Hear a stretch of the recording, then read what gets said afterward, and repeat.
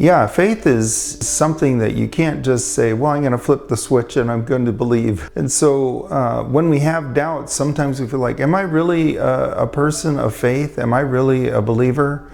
How come I have these doubts? And instead of realizing that's normal and natural because we're very emotional beings, we tend to think, well, maybe if I have any doubts or questions that maybe I don't have faith. But that's not really true. Faith is something that we grow into, and it's something that we cultivate. Faith is developed by seeing God in action, by looking at truth and applying it to our lives, and then allowing what we see as truth to really help us gain objective perspective on the situation that we're in. So without God's truth, without His perspective, often we're just overwhelmed with emotion and we lack clarity. We don't know how to process the emotions that we have. So we have to take that time and do that work to spend some time in growing our faith with God by spending time in His Word and then looking at our situation from some different angles as well. So often we're focused on the crisis, but often the crisis is what God uses to bring about change in our life. I often get excited when people are in crisis because there've been problems under the surface a long time, and now this crisis has brought them to the surface, and this is the opportunity for a whole new chapter in your life. Really, I mean, the crisis is probably the event that God's going to use to say,